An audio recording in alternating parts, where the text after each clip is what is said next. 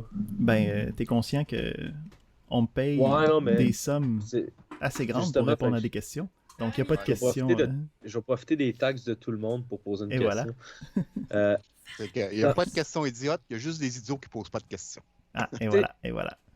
quand ma classe mes attributs sont publics, je sais qu'est-ce que Mhm. ça fait. Je sais quand ils sont en privé, qu'est-ce que ça fait, mais la différence entre privé puis c'est quoi l'autre déjà?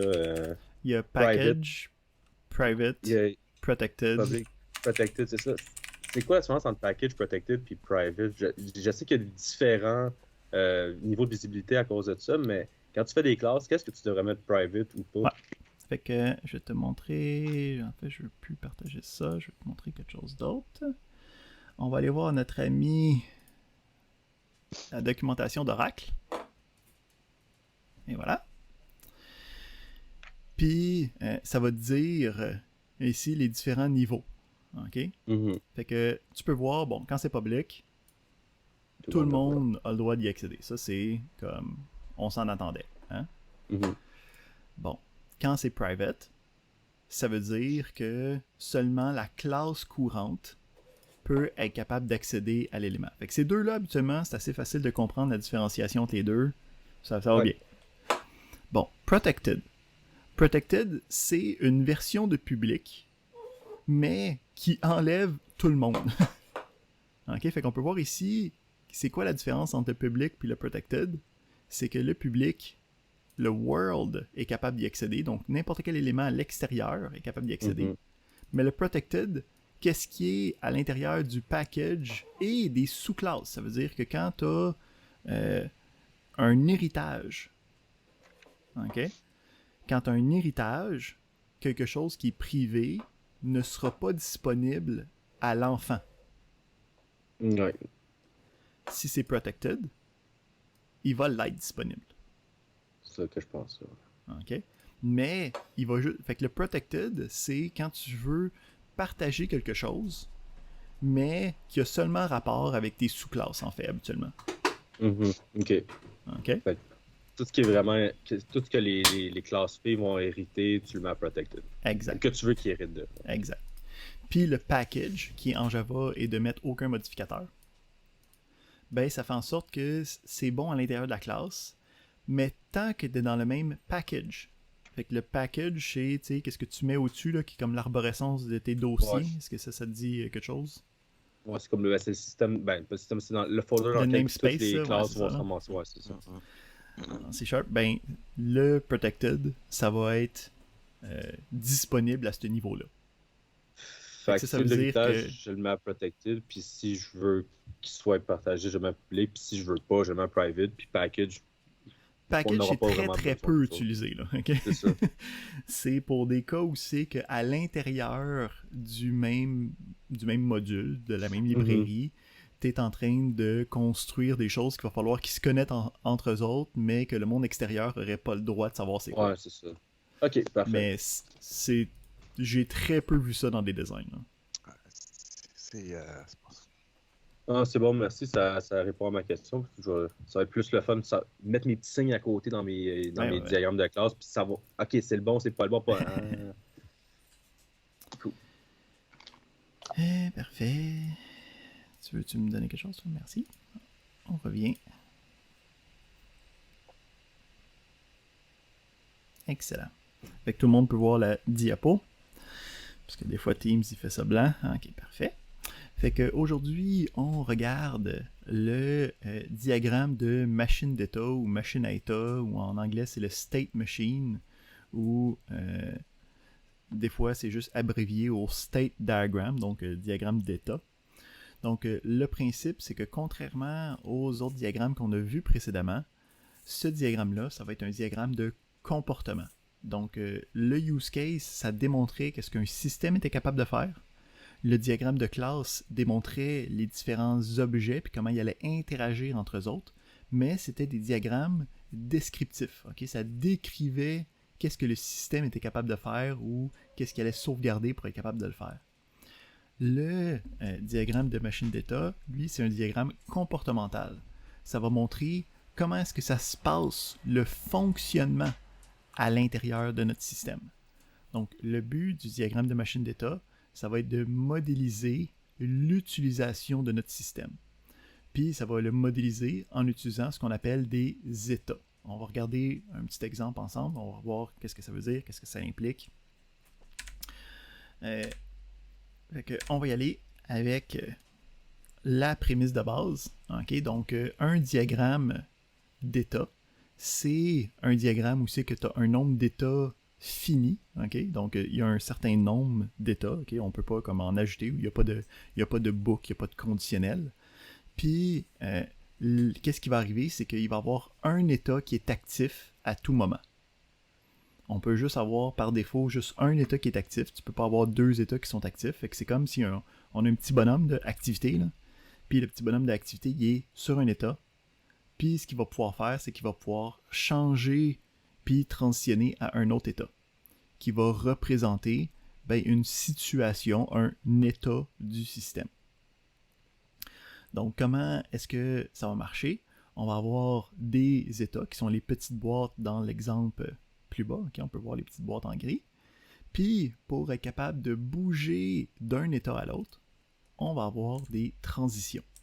Donc, les transitions, le but, c'est de spécifier comment je fais pour passer d'un état à l'autre, c'est quoi les conditions qu'on a besoin pour passer d'un état à l'autre, puis c'est quoi les choses qui vont se passer quand on va aller d'un état à l'autre. Donc, si on regarde le petit exemple ici, donc on va commencer avec juste une série de petits exemples, juste pour voir le genre de choses qu'on peut modéliser avec un diagramme d'état. Donc ici, on a la représentation d'une salle de cours, okay, une salle de conférence qui peut être libre ou occupée. Donc, on commence, mettons, dans notre état à gauche, okay, où c'est qu'on a l'état free est égal à true qui est actif. Donc, en ce moment-là, la salle est considérée comme étant libre. Qu'est-ce qui va arriver? On va avoir une transition. Donc, on peut voir les transitions, c'est des flèches unidirectionnelles. On peut juste aller dans un sens. Puis, quand on utilise ou on active ou il y a la méthode Occupy qui est appelée, donc on remplit la salle, on se retrouve à l'état de droite qui nous dit que ce n'est plus libre. Donc, le free est égal à false. Pour sortir de là, on peut passer à travers la transition de release qui va nous permettre de revenir à notre état où la salle est libre. Donc ça démontre les différents états qui sont possibles quand on est dans une salle. La salle peut être soit libre, peut être occupée, puis on va transitionner entre les deux au besoin. Derrière, on a évidemment le code qui peut représenter ça. Wow. Donc, on a ici notre diagramme d'objet qui pourrait représenter qu'est-ce qu'on a fait comme diagramme d'état. Okay, donc, on a le Not Lecture All, on a une propriété qui serait est-ce que c'est libre ou pas, puis on aurait deux méthodes qui pourraient changer qu'est-ce qui se passe. Fait que l'implémentation du diagramme d'état peut se faire de différentes manières. Donc, on peut le faire ici manuellement, là, où c'est qu'on fait juste représenter qu'est-ce qu'on a besoin. Mais il y a aussi plusieurs librairies dans différents langages qui vont être capables d'implémenter ça de manière beaucoup plus formelle. Où c'est que tout ce qu'on va voir aujourd'hui va être capable d'être représenté d'une meilleure manière.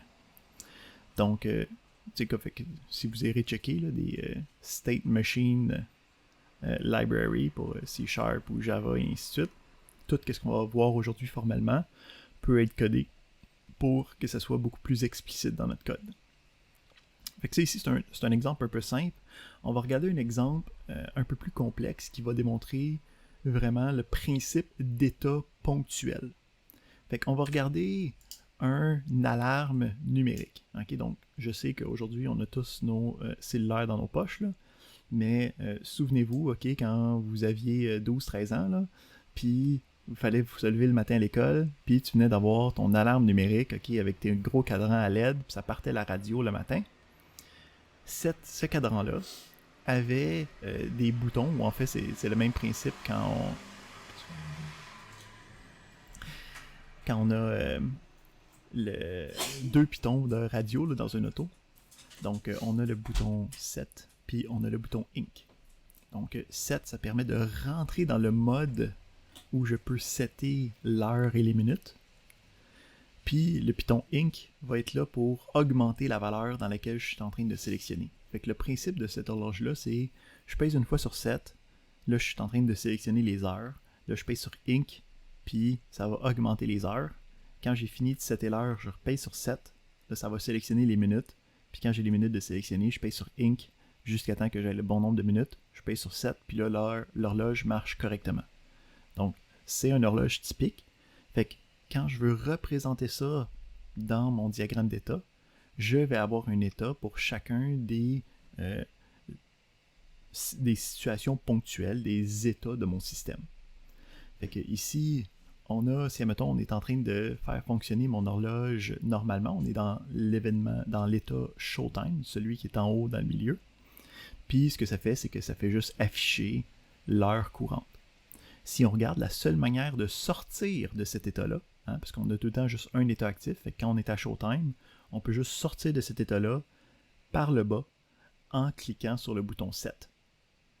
Puis une fois qu'on clique sur le bouton 7, qu'est-ce qui arrive? Ben, notre activité, là, pense à un petit bonhomme là, qui traverse la ligne 7, là, puis il se retrouve à 7 hours. Fait que là, à ce moment-là, on est rendu dans le mode, je suis en train de sélectionner les heures pour pouvoir changer la taille de l'heure courante. Fait que on peut, quand on est en train de sélectionner les heures, peser sur deux boutons. Soit Inc, pour incrémenter l'heure. Donc, si je regarde pour incrémenter l'heure, ce qui va se passer, ben, le compteur interne d'heures va être... Fait que tu peux voir ici, il y a le slash qui dit l'activité, on va revoir ça tantôt. Mais les heures, le 2 point égal, ça c'est une assignation fancy d'informaticien. Puis c'est les heures plus 1. Fait que à chaque fois que je clique sur Inc, ça passe sur la petite boucle à droite, puis ça incrémente l'heure de 1. J'ai même un mode 24 pour faire en sorte que quand j'arrive à 23, que ça retourne à 00 pour pas que j'aille 25 heures puis que ça fasse plus de sens. Une fois que j'ai seté mes heures, ben je peux cliquer sur mon bouton 7, puis qu'est-ce que ça va faire? Ben je vais passer de 7 hours, je vais descendre dans ma transition, puis je vais tomber à mon 7 minutes. Fait que là, je vais être en mode, je suis en train de setter mes minutes sur mon cadran. Encore une fois, même principe, je peux cliquer sur le Inc qui va augmenter les minutes, encore une fois avec un modulo 60 pour être certain que ça ne dépasse pas. Puis la seule manière de passer à un autre état, ça va être de aller par en bas puis de refaire le set qui va me démontrer le temps courant. Fait qu'ici, on a un diagramme d'état d'un cadran. Puis on peut voir que ce diagramme d'état-là, c'est vraiment pour le comportement durant l'utilisation. Okay? Donc, c'est pas quelque chose qu'on aurait pu représenter ni avec les cas d'utilisation, ni avec le diagramme de classe. C'est quelque chose de propre pour démontrer comment est-ce que ça va fonctionner dans son utilisation précise. Fait qu'on va aller regarder toutes les règles qui gèrent tout ce qui est écrit là. Parce qu'il y a plein de choses ici qui se passent. Okay, on peut voir, il y a des slash, il y a des flèches, il y a un petit pastille noire pleine qui veut dire quelque chose. Donc, on va aller regarder individuellement chacun des éléments du diagramme d'état. Puis, on va aller regarder les règles de syntaxe, les règles de présentation UML de cette affaire-là. On va commencer avec l'état lui-même. Donc, l'état, c'est la situation ponctuelle dans laquelle le système peut se retrouver. Puis, c'est représenté par une boîte avec du texte à l'intérieur. Okay? Minimalement, le nom de l'état. Donc, c'est pour ça qu'en haut à droite, on a juste la boîte avec le S pour état, S pour state. Donc, en anglais, c'est state à la place d'état. Donc, le principe, c'est j'ai l'état lui-même. Okay? Puis, j'ai toutes les activités que l'état peut avoir durant son état ponctuel. Donc, comment ça va se passer? C'est qu'on va toujours avoir un texte qui va dire c'est quoi l'événement qui peut déclencher à l'intérieur, qui peut être déclenché à l'intérieur de l'état pendant que je suis dans cet état-là. Après ça, on va avoir un slash, puis on va avoir une activité quelconque. Donc, condition, exécution. Donc, première partie, la condition pour déclencher l'activité, puis à droite, le nom de l'activité qu'il faut faire. On a trois activités qui sont les activités typiques. qui viennent avec les machines à état. Donc, on a le entry, le do, puis le exit. Ben, le entry, c'est quand on rentre dans notre état. Le do, c'est une fois qu'on est dans l'état. Puis le exit, c'est quand on ressort de l'état.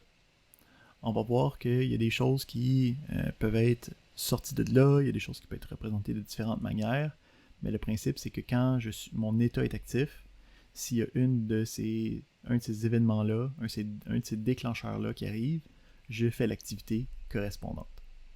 Fait que si je regarde un peu la version un petit peu plus étoffée de notre salle de conférence, de notre salle de cours, on peut voir que j'ai soit un état où c'est que la salle est libre, un état où c'est que la salle est occupée. On peut voir que j'ai les mêmes transitions, donc quand je décide de l'occuper, ça devient occupé, puis quand je décide de la relâcher, ça devient libre. Mais je peux voir que quand je rentre dans le occupé, je vais avoir une première action qui va être de sauvegarder la réservation de l'utilisateur, donc savoir qui c'est qui est dans la salle. On affiche que c'est occupé, puis quand on ressort de là, ben, on delete, okay, on supprime la réservation. Donc, on a ces différents éléments-là. Fait que ça ici, c'est le principe de l'état. Il n'y a pas rien à savoir de plus sur l'état lui-même. C'est la partie la plus simple du diagramme d'état. Fait qu'en haut, tu as le nom. En dessous, tu as une liste d'événements possibles pendant que l'état est actif. Puis tu as l'activité correspondante au déclenchement. Fait que, ensuite, ce qu'on va regarder, c'est le principe des transitions. Donc, pour passer d'un état à l'autre, il va falloir avoir une transition. On a une syntaxe propre pour la transition. Donc, on a un état de source duquel on vient, puis on a l'état cible dans lequel on s'en va. On va avoir une flèche unidirectionnelle. Donc, dans les diagrammes de machine à état, les flèches sont seulement unidirectionnelles. On n'a pas de possibilité de avoir une flèche bidirectionnelle ou une flèche qui se coupe et qui prend différents chemins. Il y a différents symboles pour mieux représenter ça. À l'intérieur de la transition, il y a 3 éléments que nous, on peut ajouter. On va voir qu'il y a l'événement qui va déclencher la transition. On va avoir une condition de garde.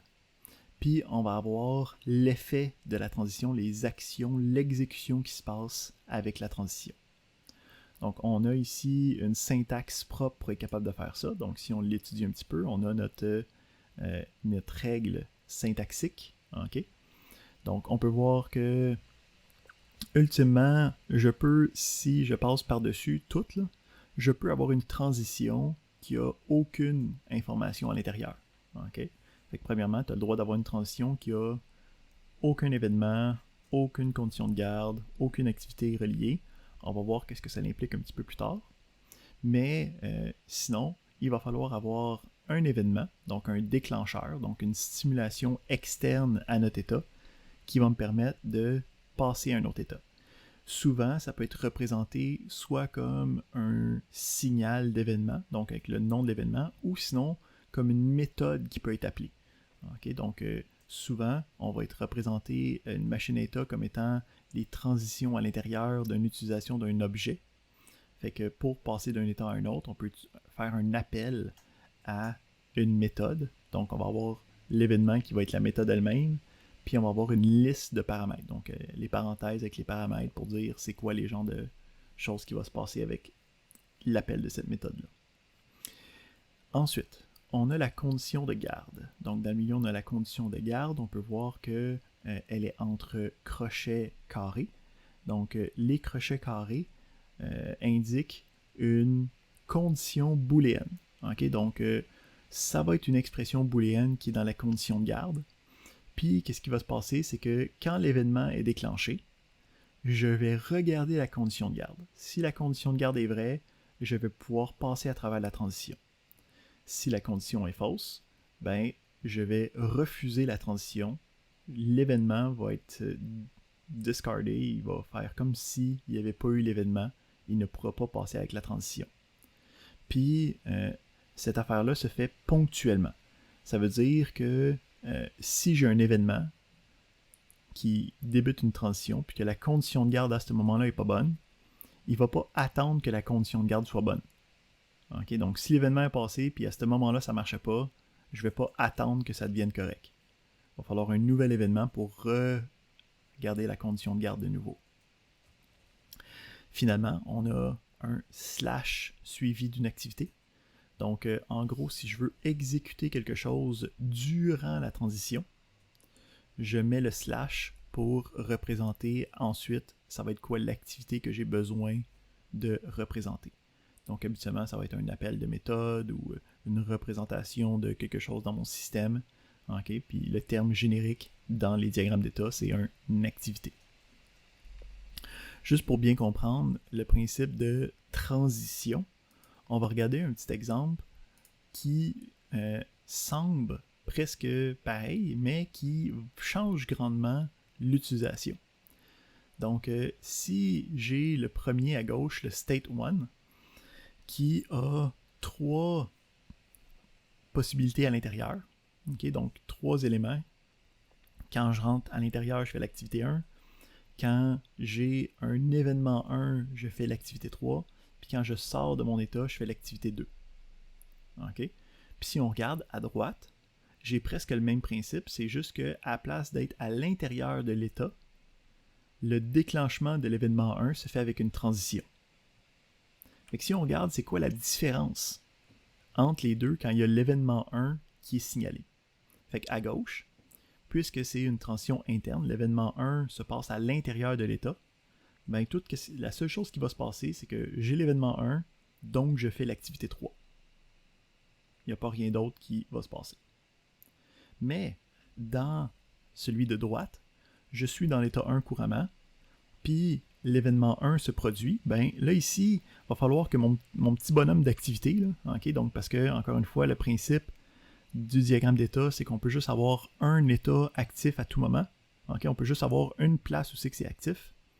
Fait que je suis actif dans l'état 1.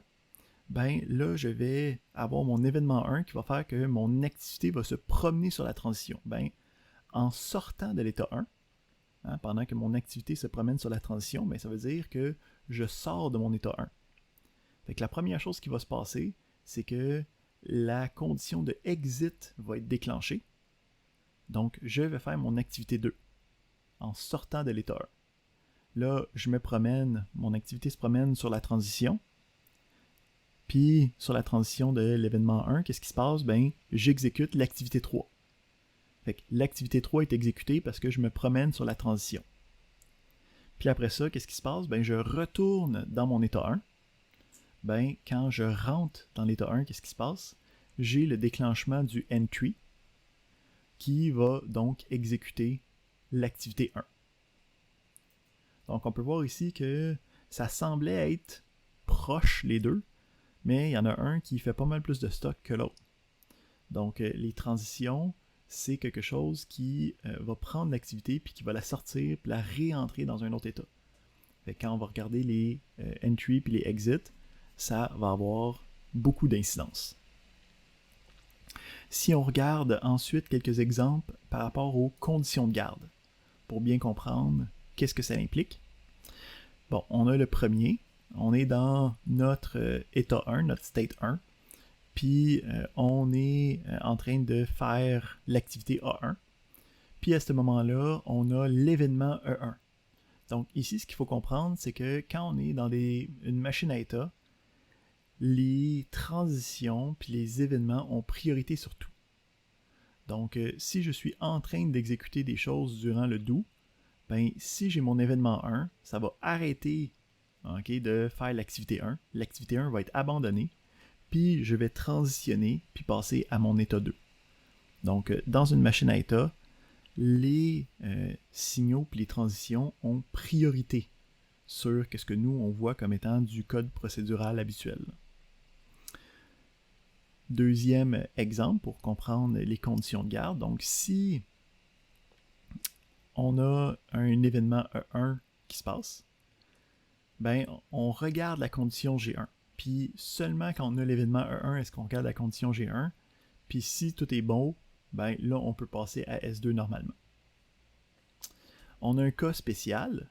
quand on n'a aucun événement, puis on n'a aucune garde, donc si on regarde l'avant-dernier exemple, où c'est qu'on a juste une transition directe, ben ça ici, c'est représentatif de tu transitionnes dès que tu as terminé tout ce qui était l'action normale de ton état.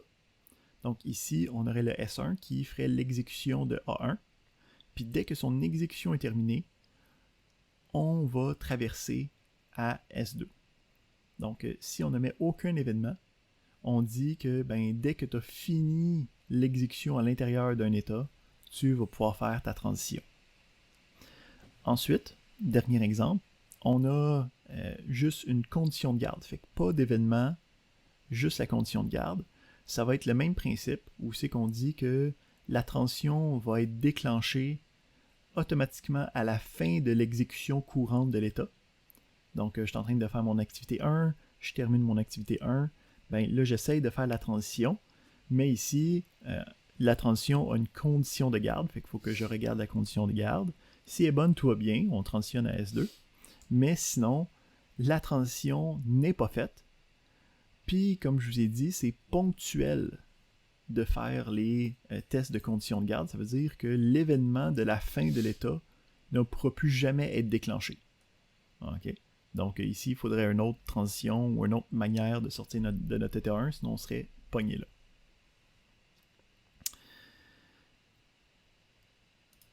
Fait que si on regarde ensemble, juste un petit exemple pour voir comment est-ce que ça peut tout s'agencer, ça, ensemble. Fait que ici, on a un point à gauche là, qui est en fait le début de la machine d'état.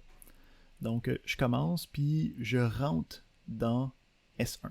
Okay? Fait que je peux voir que j'ai le entry qui est égal à 4, j'ai le exit qui est égal à x++, je peux voir que j'ai une transition, que j'ai une condition de garde à l'intérieur qui demande que x soit égal à 4, puis que quand je fais la transition, ça fait x égal à x fois 2, puis en rentrant dans le S2, j'ai mon x++.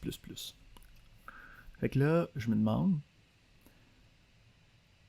à quoi ça va ressembler quand je vais être rentré dans S2 la valeur de x. Okay? Donc quand je vais avoir fini toutes mes étapes, quand je vais être dans S2 puis que je vais être pogné là, qu'est-ce qu'il va avoir dans x? Fait qu'on va le regarder ensemble. Fait que je commence. Je rentre dans mon état S1.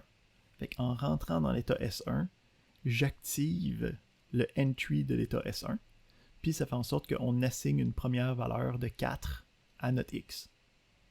Jusque-là, ça va bien. Là, quand on est dans S1, ce qui peut se passer, c'est qu'on va avoir l'événement E qui va être déclenché.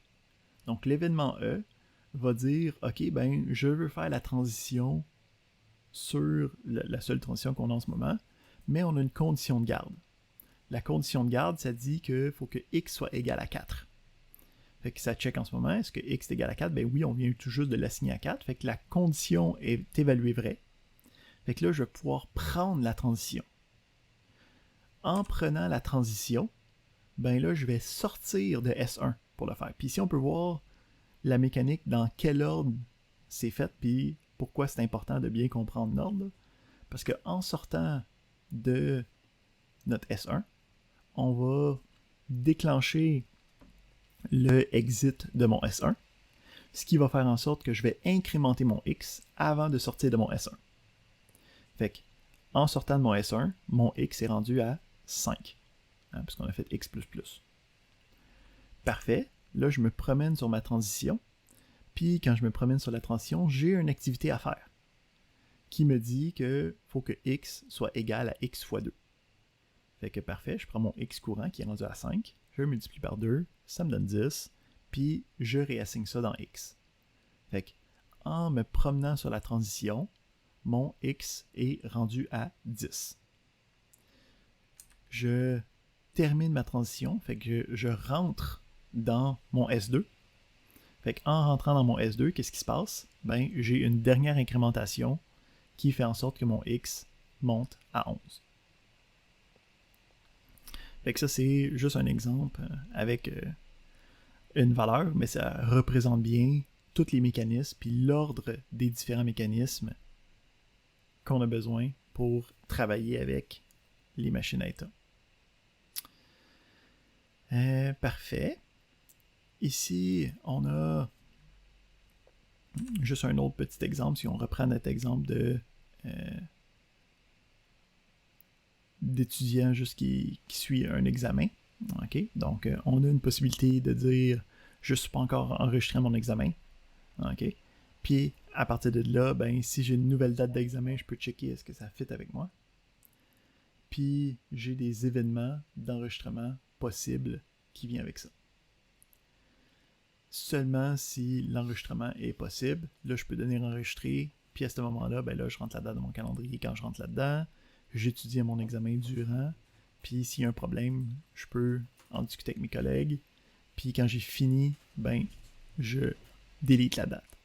Là, en ce moment, la seule manière de sortir de l'enregistrement, ça serait de se soustraire de l'examen, donc de se retirer de l'examen, puis à ce moment-là, on n'est plus enregistré pour l'examen non plus.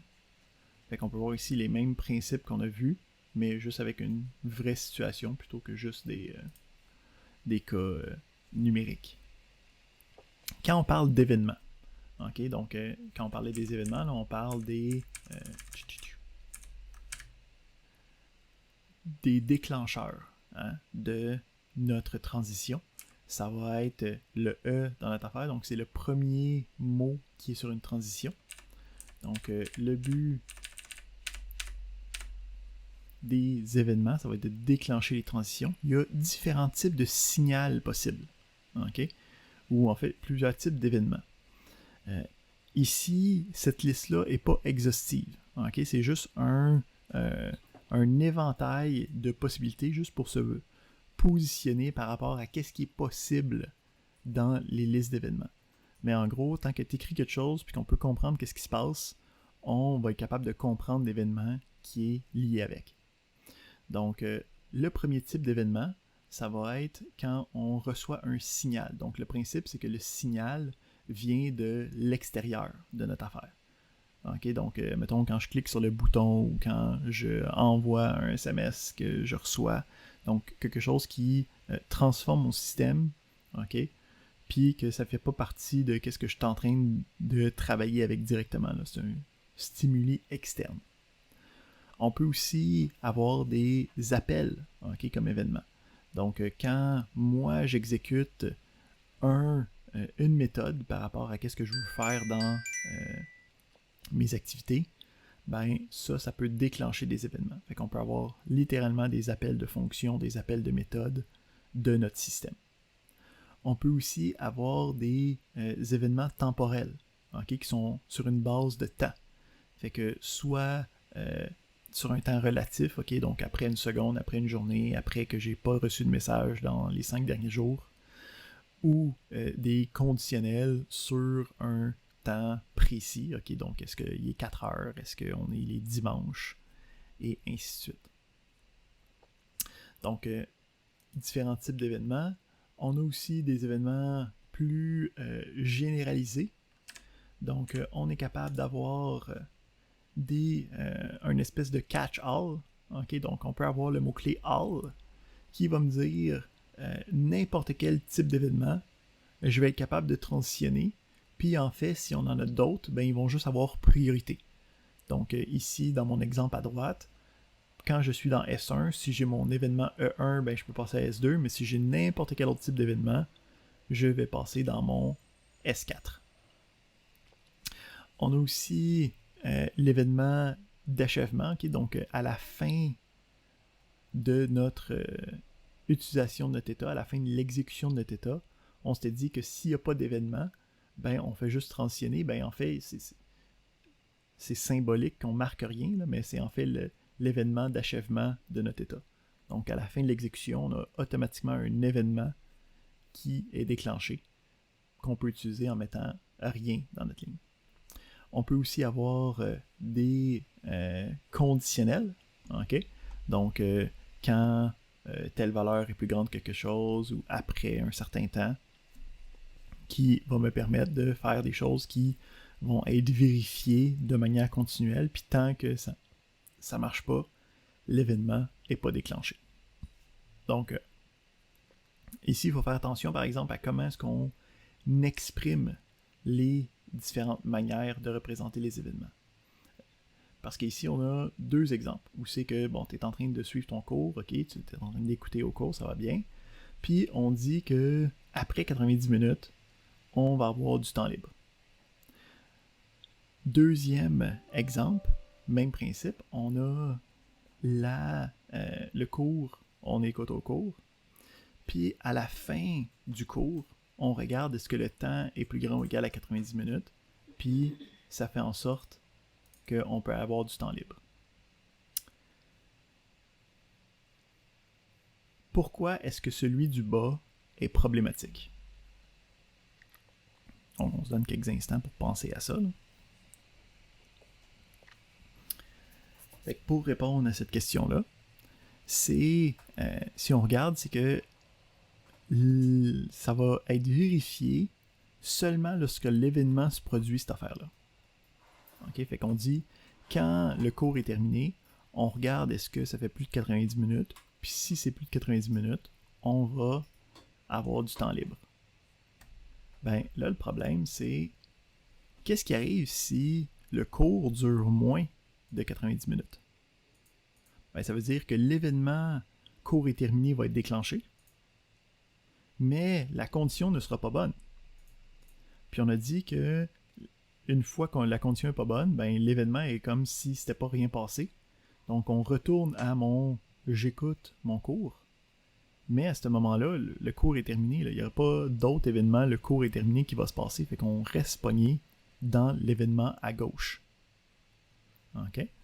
Donc, il faut faire attention à comment est-ce qu'on symbolise nos différents événements. C'est une partie importante du diagramme d'état. On va regarder quelques autres types de symboles dans le diagramme d'état, mais là, on a vu comme le 80% de qu'est-ce qu'il va y avoir dans des diagrammes d'état. Okay? Fait qu'on a vu les états avec les activités internes, on a vu les transitions avec les événements, la condition de garde, puis les activités qui viennent avec. Là, on va passer le restant de la période à voir toutes les spécialités autour, puis toutes les petites affaires, les petits cossins qui vont nous aider à vivre avec notre major part qu'on vient tout juste de voir. Fait qu'on va commencer avec l'état initial. Donc, un diagramme d'état, il va toujours avoir un état initial, okay, dans lequel on va commencer notre diagramme d'état. Fait que le principe, c'est que c'est un rond, une pastille noire pleine, puis c'est un pseudo-état, c'est pas un vrai état. Donc le principe de l'état initial, c'est de dire je suis là juste ponctuellement au début de ma machine à état, puis la première chose que je fais, c'est de passer sur une transition. Donc le but de l'état initial, c'est juste en fait de pointer vers le premier vrai état avec lequel tu vas aller travailler.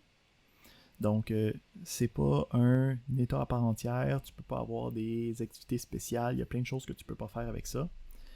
Fait que premièrement, tu peux pas avoir de transition qui mène vers l'état initial. Okay, l'état initial arrive juste au début une fois ponctuellement, puis après ça, tu retournes jamais là. Habituellement, tu vas juste avoir une transition qui sort de l'état initial. C'est possible d'en avoir plusieurs, mais seulement si chacune des transitions a une condition de garde qui sont mutuellement exclusives. Okay? Ça veut dire qu'il y en a juste une dans la gang qui peut être suivie au début de ma machine d'état. Fait que le principe, c'est que dès qu'on arrive dans notre système, on part à l'état initial puis on transitionne tout de suite à un premier vrai état. Habituellement, il ne va pas avoir d'activité. Okay? Qui va venir avec l'état, sauf des activités d'initialisation. Fait que mettons genre un new, des choses comme ça, pour travailler avec la création de notre élément. Mais il n'y a rien qui devrait être fait de gros, ça devrait juste être passé à l'état dans notre machine. On a ensuite deux autres nœuds qui ne sont pas des états. Donc on a l'état final. Donc l'état final, son principe, c'est de dire que j'ai terminé, okay, j'ai conclu tout ce que j'avais besoin de faire dans ma machine à état. Donc c'est un état réel, ça veut dire qu'on peut avoir plein de flèches qui mènent à ça, ça peut être un état qui dans lequel on va rester. Mais le principe, c'est de dire on a comme terminé, on ne peut pas revenir en arrière puis sortir de notre état final. On a une autre manière de dire qu'on a terminé qui va être le nœud de terminaison. Le nœud de terminaison, par exemple, c'est quelque chose de plus dramatique. Donc, le but du nœud de terminaison, c'est de dire j'ai terminé ma machine à état, mais j'ai terminé avec un problème. Okay? J'ai terminé avec une condition d'erreur, une problématique. Donc, tout ce que j'avais va être supprimé, tout ce que j'avais va être dompé. Il y a eu un problème. C'est à ça que sert le nœud de terminaison. On a aussi un autre nœud possible, qui est le nœud de décision. Donc, le principe du nœud de décision, c'est pour être capable d'avoir plusieurs conditions à un événement. Donc, si on regarde le premier exemple en haut à gauche, on peut voir qu'à partir de notre état 1, quand on a notre événement 1, ben, on a un nœud de décision qui a deux autres événements, mais qui ont des conditions qui sont mutuellement exclusives. Okay, donc, le principe ici, c'est que le nœud de transition, ça ne devrait pas créer d'ambiguïté. C'est juste pour se donner un espèce de conditionnel. Mais, dans une conditionnelle, dans un if, tu n'es pas capable de faire deux branches du if en même temps. Là. C'est un peu le même principe ici. Donc, si on regarde ici, il faut faire attention, par exemple, à comment est-ce qu'on représente les choses. Si on a, à notre première ligne, si on regarde notre premier graphique en haut à gauche, puis si on regarde celui-là en haut à droite, on peut voir, on peut se demander, est-ce que c'est équivalent, les deux? Okay, parce que le nœud de décision, c'est juste un élément de lisibilité. On pourrait faire ça. Fait que pour la première ligne, on dit, bon, si j'ai mon événement 1, je regarde, est-ce que B est plus petit que 0 ou est-ce que B est plus grand que 0, puis ça va me déterminer est-ce que je m'en vais à S2 ou à S3. Fait que celui de gauche puis celui de droite sont équivalents. Okay, il n'y a pas de différence entre les deux. Le nœud de décision est juste là pour augmenter la lisibilité par rapport à l'événement 1. Mais il faut faire attention, par exemple, au nœud de décision, parce que des fois, c'est pas clair qu'est-ce qui va se passer. Donc, si je regarde la partie d'en bas, là, où c'est que presque le même principe. J'ai mon S1, j'ai mon événement 1, puis je dis, j'incrémente ma valeur de B de 1. Puis, je vais regarder est-ce que B est plus petit que 0, est-ce que B est plus grand que 0 pour savoir si je m'en vais à S2 ou à S3. Ben, quand je regarde à droite, ça semble être le même graphique. Okay? Ça semble être la même modélisation, mais ce ne l'est pas. Pourquoi? À cause de l'ordre dans lequel on fait les transitions. Donc ici, dans notre partie de gauche, quand je rentre dans ma transition E1, juste avant mon petit losange de nœud de décision, je vais immédiatement incrémenter mon B. Fait que quand je vais arriver à mon nœud de décision, ben ma valeur de B va avoir augmenté de 1. Là. Ça peut très bien changer quelle branche je prends. Tandis que dans la version de droite, ben ça va regarder la valeur de B pendant qu'on est à S1. Ça va prendre la décision à ce moment-là. Après ça, sur la transition, dans les deux cas, ça va augmenter B de 1, mais ça va changer. Donc, ces deux-là ne sont pas équivalents du tout. Là. Ça ne fait pas la même chose. Il faut faire attention ici quand on travaille avec ça. Fait que, encore une fois, même principe, si on reprend qu'est-ce que nous on a vu, on a un nœud initial okay, qui est en haut à gauche. Donc, ça veut dire qu'on commence là. Puis, on dit qu'on est enregistré, mettons, un examen quelconque. Ben, on peut voir ici qu'on peut se désinscrire à l'examen, okay, puis quitter l'examen, puis c'est c'est un nœud de terminaison, notre withdraw, là, pour dire que ok, il y a eu quelque chose qui a cassé, il y a eu quelque chose qui a mal été, il y a eu quelque chose qui a été dans un état qui est inhabituel, on a sorti de notre machine à état par là. Sinon, ben, on peut dire, bon, j'essaie de performer, okay, pendant que je performe, je suis pas encore noté, puis quand je reçois une note, ben là, je regarde la note, puis je vais me positionner dans un état ou dans un autre. OK? Donc, on peut voir ça ici. On a d'autres nœuds spéciaux. OK? Donc, une paire qui va ensemble, là, ça va être le nœud de parallélisation. J'essaierai de dire ça 10 fois rapidement. Puis le nœud de synchronisation. Donc, le principe du nœud de parallélisation, c'est de prendre notre activité. Okay? Parce qu'on disait que quand on fait notre diagramme d'état, on peut juste avoir une activité à la fois. Okay? On ne peut pas avoir deux états qui sont en même temps actifs. Ben en fait, on peut si on utilise le nœud de parallélisation. Donc, le nœud de parallélisation, ça fait presque 10 fois que je le dis, ça va prendre mon activité, puis ça va la séparer en deux activités simultanées. Donc, ça va être des activités qui vont se produire en même temps en parallèle. Fait qu'on a une activité qui rentre, puis on a plusieurs fronts sortants pour dire qu'il y a plusieurs activités qui vont s'exécuter en même temps. Pour faire l'inverse, on va avoir le nœud de synchronisation. Donc, le nœud de synchronisation, son principe, c'est de faire l'inverse. Fait qu'on prend plusieurs activités, puis après ça, ben, on les dit, ben, quand tout le monde est rendu là, je redeviens un seul flux d'activités. Habituellement, les deux vont aller ensemble. Okay? Donc, on va avoir un nœud de parallélisation pour dire, ben là, je commence une activité qui est en parallèle, je fais une couple d'affaires, puis après ça, ils vont se rejoindre dans le nœud de synchronisation pour revenir à une activité normale. OK. Fait que on tombe dans la grosse affaire de la journée qui va être les états composites. Souvent, ce qui va se passer, c'est qu'une machine à état tout seul, il va avoir beaucoup de nœuds à l'intérieur. Puis souvent, ce qui est utile, c'est de compartimentaliser, okay, d'encapsuler une sous-machine. Okay, donc un état qui est imbriqué, une machine à état qui est imbriquée dans une autre. Fait que si je regarde l'exemple suivant, j'ai le principe de...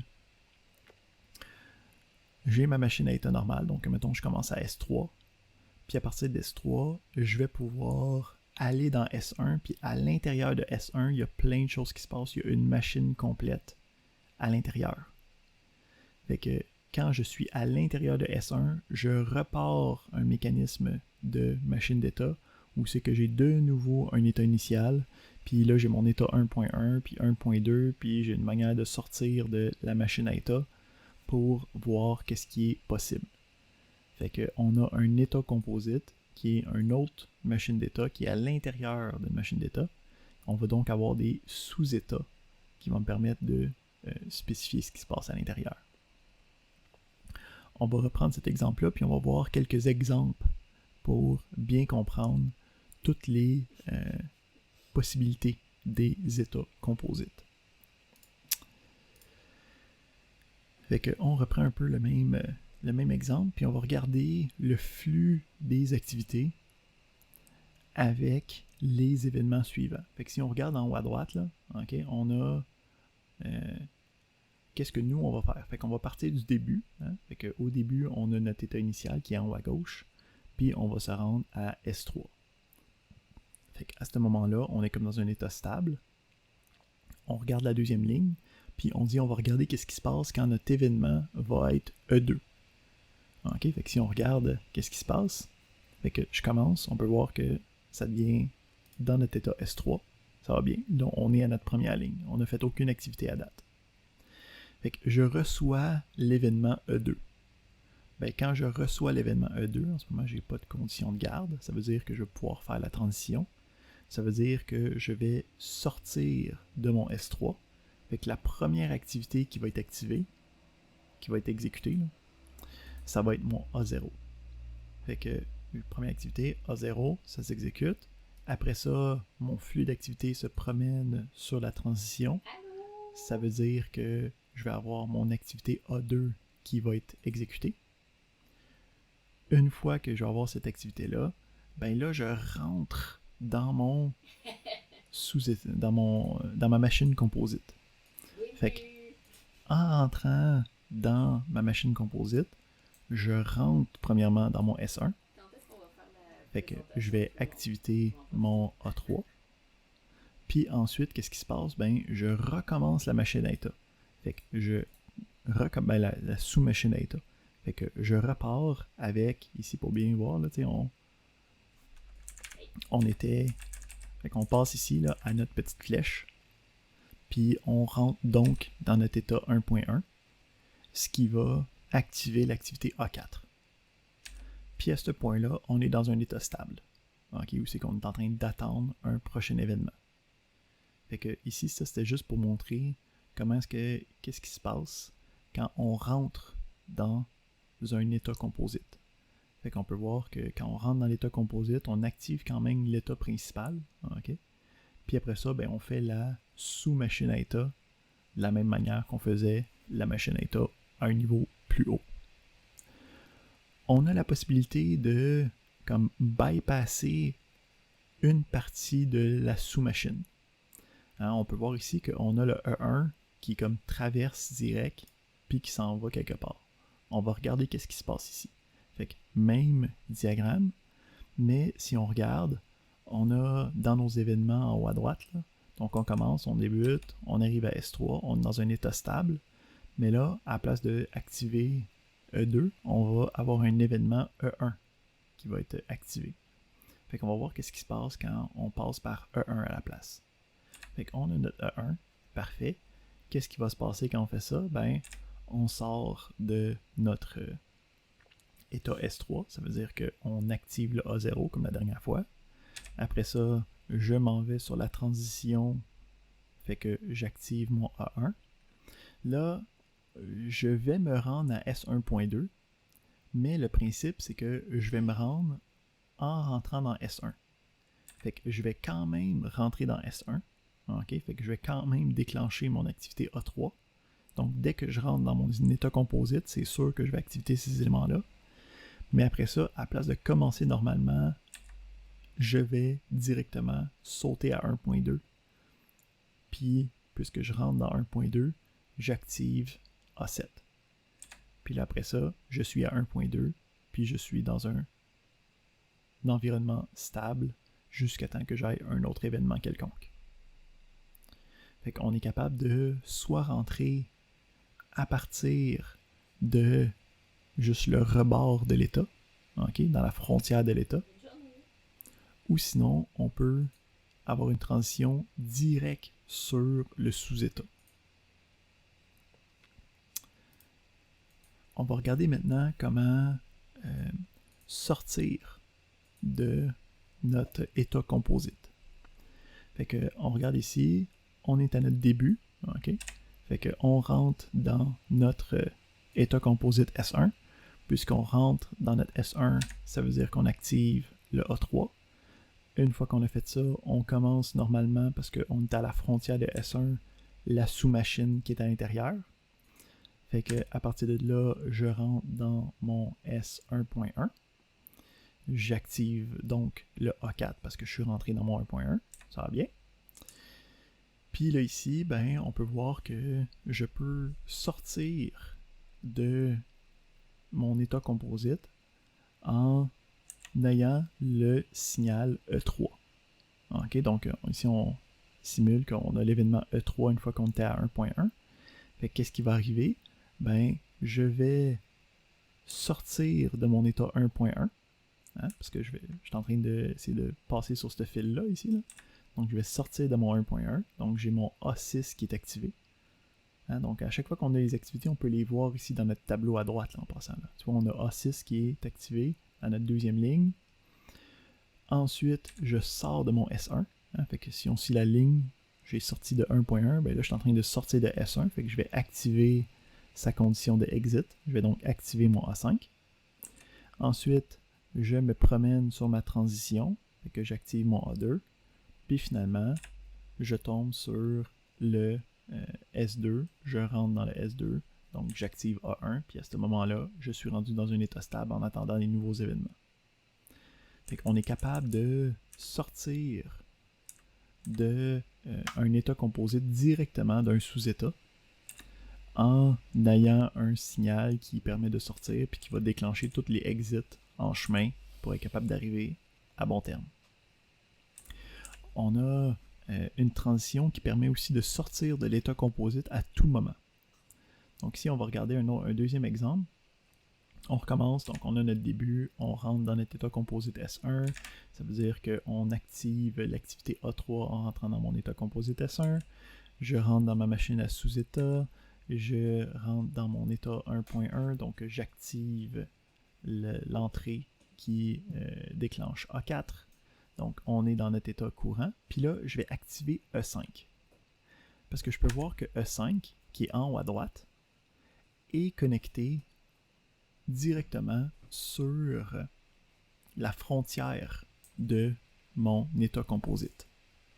Puis ça, ce que ça veut dire, c'est que je sois n'importe où à l'intérieur de mon état composite, je peux utiliser le signal E5 pour sortir de l'état composite. Ok, fait que même si j'ai pas de lien direct entre ma transition E5 puis mon S1.2 puis mon S1.1, puisque c'est sur la frontière directe de l'état composite, c'est comme s'il était relié partout en même temps. Donc dès que j'ai E5, ça va me sortir de là. Quand je suis en train d'avoir E5, ben, ça veut dire que je vais sortir de mon S1.1, ça veut dire que je déclenche quand même le A6, ça veut dire que je déclenche quand même le A5 en sortant de mon S1, puis en faisant la transition, ben, je fais l'activité A3, puis en rentrant dans mon S2, ben, j'ai mon A1, puis après ça, je suis dans mon état stable. Fait que tous ces éléments-là me permettent de passer au travers mes états composites. Dernier petit exemple. Donc, quand on termine la sous-machine, fait que on a encore la même sorte de machine que tantôt.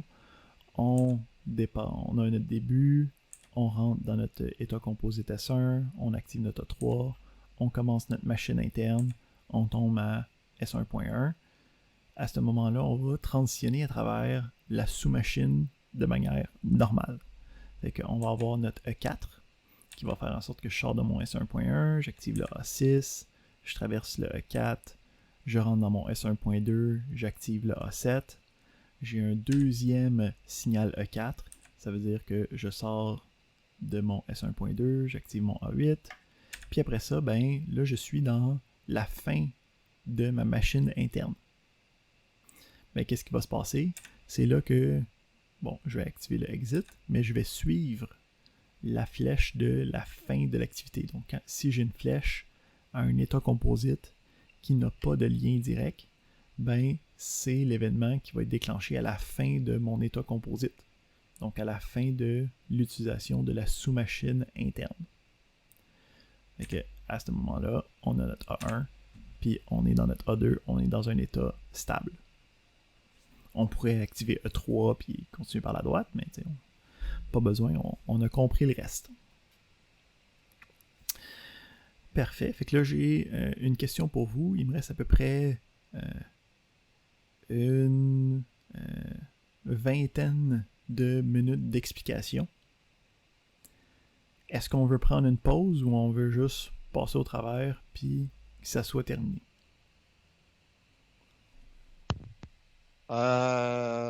Oups. Ça m'entends-tu? Oui. Ouais. Ben moi, je continuerai, là. Ouais, On sera au travers, là. Ouais. Ça va Passer au nous laisser travers? plus de temps. Ouais. On va se mettre dans sa charpe après aux examens demain matin. Ouais. Je comprends bien ça. Parfait. Fait que, we'll push through. Merci. Pas de problème. Ouais, merci. C'est vous qui décidez. C'est Tu nous c'est offres vous le les choix. clients. C'est vous les clients. Moi, j'ai fait mon use case diagram là, avec vous autres. Là. Donc, prochain élément d'aujourd'hui, c'est les états orthogonaux. Donc, un état orthogonal, son principe, c'est que il va y avoir deux activités, deux flux d'activités à l'intérieur de l'état composite. Donc, le principe, c'est que l'état composite est divisé en deux, okay, avec des pointillés. Puis, à l'intérieur de celui-ci, il va y avoir deux machines à état qui agissent en même temps.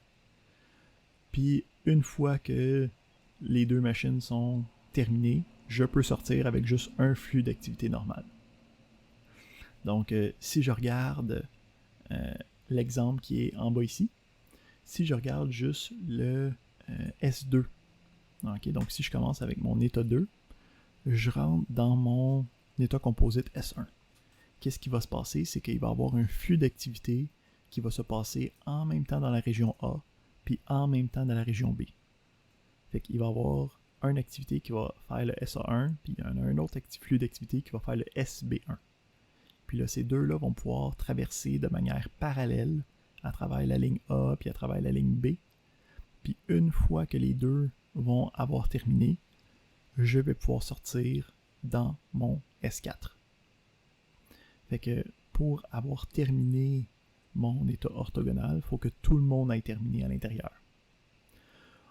Quand on a des états orthogonaux, on peut utiliser nos nœuds de synchronisation, de parallélisation pour commencer à aller pointer des affaires à des endroits spécifiques. Hein, parce qu'on avait vu qu'avec les états composites, tu n'étais pas obligé de passer par la frontière normale. On fait rentrer à l'intérieur puis aller dans un sous-état possible. Mais pour un état orthogonal, il faut absolument que l'activité soit dans toutes les régions en même temps. Fait que si tu es pour rentrer dans l'état orthogonal, il faut que tu rentres dans deux endroits en même temps. Donc ça, c'est l'exemple qu'on a ici avec notre S3, où c'est que quand on a notre S3, lui va à des sous-états spécifiques. Mais pour avoir qu'un flux se divise en plusieurs flux, il faut que tu ailles le nœud de parallélisation pour être capable de faire ça. Les états orthogonaux, c'est des choses qui existent, mais c'est souvent l'exemple du haut avec du S2 à S4 qui est disponible, d'avoir la parallélisation puis la synchronisation à l'intérieur des états orthogonaux, c'est moins typique. On est capable de gérer les machines à état qu'on a créées avec en gros la même manière qu'on fait des appels de méthode, là, t'sais. Donc on est capable de dire j'ai fait un diagramme d'état ou un état composite quelque part d'autre, puis je veux dire à cette place-là, à la place de faire une flèche directe vers mon affaire puis que plein de flèches aillent vers cette affaire-là, voici un lien vers celui-là qui est pas un lien direct. Donc je peux utiliser le nom d'état avec un 2 points du nom de la sous-machine. Puis c'est comme une espèce de copy and paste. Okay? Donc c'est un lien qui est pas direct. Fait que quand je suis dans ma ligne du haut, là, que je passe de not graded à grade, puis là je tombe dans graded, ben je fais la sous-machine grade au complet. Donc c'est juste le principe de reprendre qu'est-ce que on a déjà fait, puis le réutiliser ici. Fait que, qu'est-ce qu'on fait, c'est que c'est le nom que je donne à l'état, 2 points, le nom de la sous-machine que j'ai déjà faite quelque part d'autre. On a aussi, en bas à droite, les deux cercles avec une flèche entre les deux, qui me permet de dire, hey, ça là, c'est pas un état pour de vrai, c'est un état qui est écrit quelque part d'autre, qui est un autre sous-machine. Fait que quand on veut réutiliser les affaires, on peut avoir ça de disponible. Dernier concept, puis quand même un qui est fancy de la journée, c'est l'état historique. Donc l'état historique, son principe, ça va être à utiliser avec des états composites. Donc il va y avoir des sous-états à l'intérieur. Puis ça va me permettre de retourner à un sous-état dans lequel j'étais à la dernière fois que je suis passé dans cet état composite-là. On va voir qu'il y a deux manières d'avoir l'état historique. Il y en a juste un avec juste le H qui va être peu profond, donc juste de premier niveau. Puis on va avoir l'état historique qu'on appelle deep là, ou profond, qui va restaurer à un niveau de plusieurs sous-états en même temps. Il y a bien du texte, ok? On va regarder l'exemple, puis ça va nous permettre de mieux comprendre qu'est-ce qui se passe. Fait que le principe, on a ici, ok, des états composites dans des états composites. Ok, donc on a de l'inception de états composites. On va regarder comment est-ce que ça va marcher avec notre ami l'état historique. Fait qu'on commence, on a notre début qui commence à notre état S5. Ok, fait qu'il va falloir le suivre, il n'y a pas de petite colorisation pour celui-là malheureusement. Donc je commence à S5, puis je m'en vais dans mon E1. Ok, fait que si je regarde le E1, bon, ok, il rentre dans le S4, et puis à partir de là, il s'en va faire notre S1 directement. Puis dans le S1, j'ai un autre état composite qui commence le S1.1. Parfait, je suis à mon S1.1, je suis dans un état stable. Là, je vais regarder le prochain événement qui arrive, donc à ma troisième ligne à droite. Je regarde, j'ai l'événement E2 qui se passe. Parfait, j'ai l'événement E2, je peux voir que j'ai la transition à droite qui m'apporte à mon S1.2. Je suis à mon S1.2, je suis en état stable, mais là j'ai quelque chose qui est un peu bizarre, ben pas bizarre, mais qui va me faire sortir de là, j'ai mon E10. Donc mon E10, si je regarde, c'est un qui est complètement à gauche, là, qui me ramène à mon S5. Puisque c'est un front sortant directement sur S4, je peux l'appeler de n'importe où à l'intérieur de l'état composite. Fait que en activant S10, j'arrête d'être à S1.2, je sors de mon S1, je sors de mon S4, puis je retourne à mon S5. Fait que j'étais rentré dans ma machine, j'étais rendu à mon S1.2, puis je me suis fait sortir de tout là. Fait que là ici, j'utilise à partir de S5, le prochain événement c'est mon E9. Fait que mon E9 me rentre dans mon état historique. Fait que mon état historique, lui, il va regarder c'est quoi l'état à lequel j'étais avant de travailler, mais juste à l'intérieur de S4. Okay? Parce que c'est peu profond celui-là. Le H tout seul, c'est juste le premier niveau. Fait que quand j'étais dans S4, j'étais où quand je suis sorti d'ici la dernière fois? Ben, on était dans notre S1. Fait que lui, ce qu'il va faire, c'est qu'il va aller refaire le S1 du début. Fait que il va repartir S1. Il va repartir la machine à état à l'intérieur de S1. Donc, je vais me retrouver à S1.1.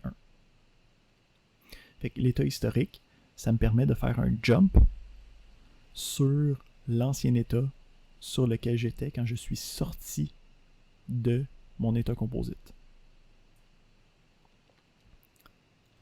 On regarde un deuxième exemple avec le même principe. Fait que si je regarde dans la liste d'événements, je commence, je me retrouve à S5. Parfait.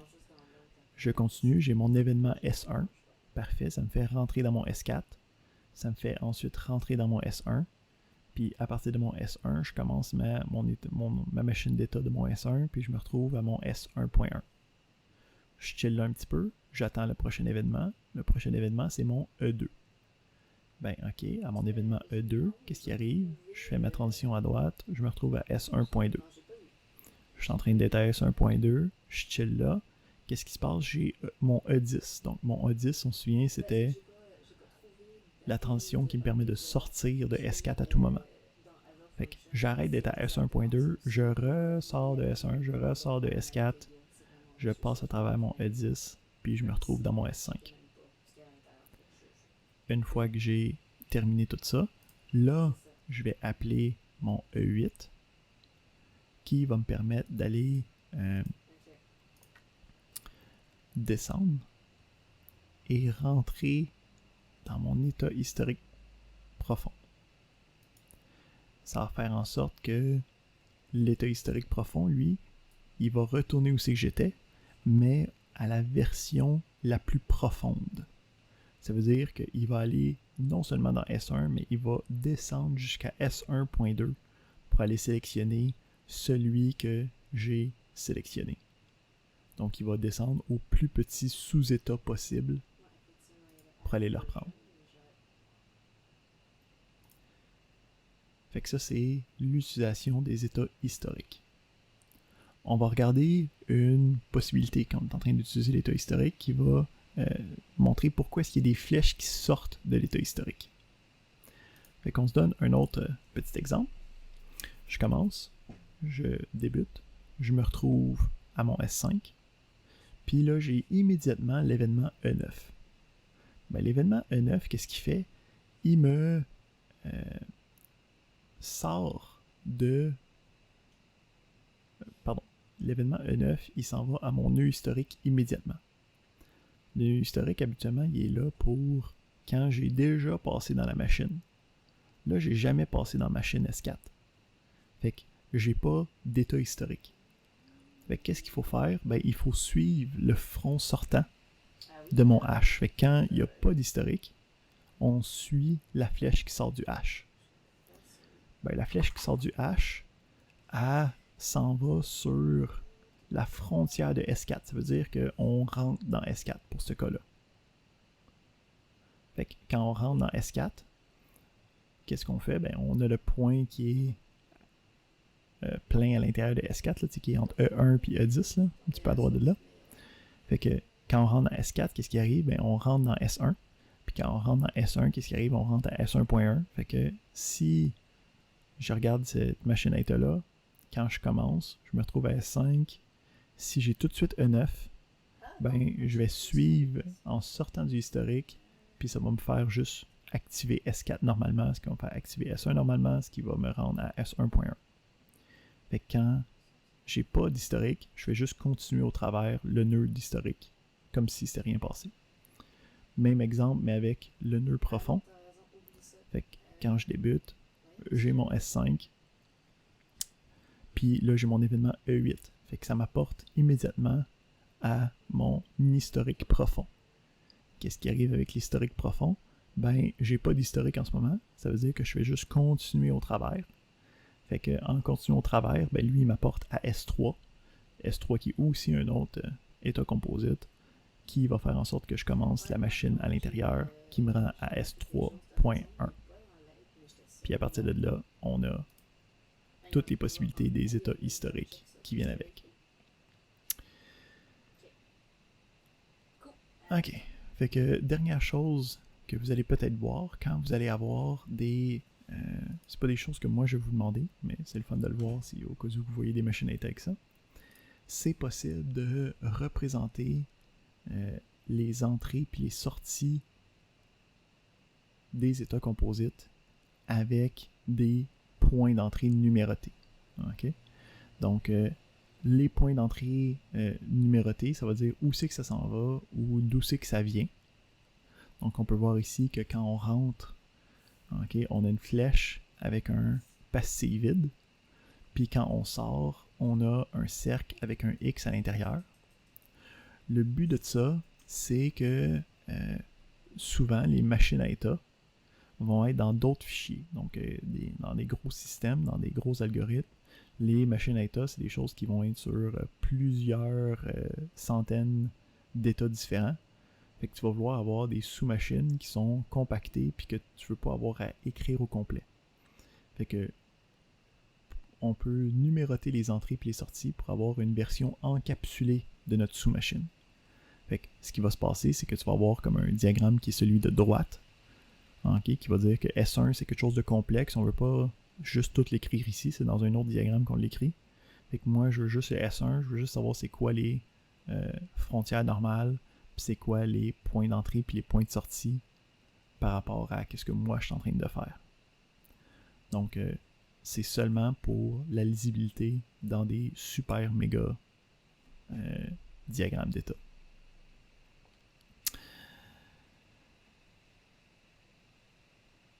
Ici, il y a juste un exemple avec le même principe, mais c'est pas mal évident ce qui se passe. Puis, c'est pas mal ça qu'on avait pour aujourd'hui. Évidemment, à la fin. Puis, en passant, cette diapo-là est toujours disponible dans les fichiers de Teams. Donc, je l'ai mis dans l'arborescence principale. Vous allez pouvoir retrouver à la fin les notations génériques de ce qu'on a vu aujourd'hui. Donc, on a vu le principe des états, où c'est qu'on avait le nom, les différents déclencheurs à l'intérieur de l'état, les activités qui viennent avec. On a vu les transitions qui me permettent d'avoir un événement, une condition de garde, des activités. On a vu l'état initial qui était un faux état duquel on part mais qu'on transitionne tout de suite à quelque chose. L'état final qui me permet de dire j'ai terminé mon diagramme d'état, je peux chiller ici. On a le nœud de terminaison qui me dit que j'ai un problème qui s'est passé. On a eu une terminaison prématurée. On a le nœud de décision qui va me permettre d'avoir des alternatives, habituellement avec des conditions de garde pour différents cas à l'intérieur d'une même transition. Puis on a les nœuds de paralysation, nœuds de synchronisation pour splitter le flux des activités. Puis finalement, on a les états composites, puis les états historiques, les nœuds historiques, pour dire je reviens à l'ancien endroit où c'est que j'étais dans mon état composite. Bam. Fait qu'on est maintenant fluent dans les diagrammes à état. Très fluent. Fait qu'on va prendre le même modus operandi qu'on a eu pour les autres diagrammes. Fait que le principe, c'est qu'au prochain cours, on va avoir des exemples puis des exercices qu'on va faire puis qu'on va corriger ensemble. Puis après ça, à l'autre période par la suite, ça va être un travail qui va être le début du deuxième travail évalué.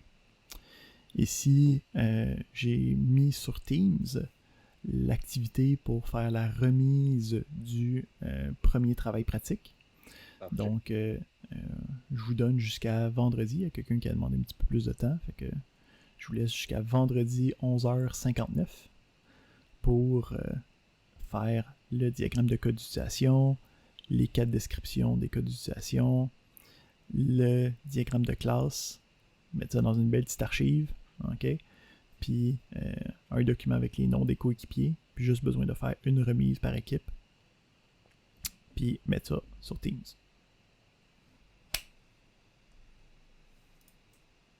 Excellent. OK. Ouais.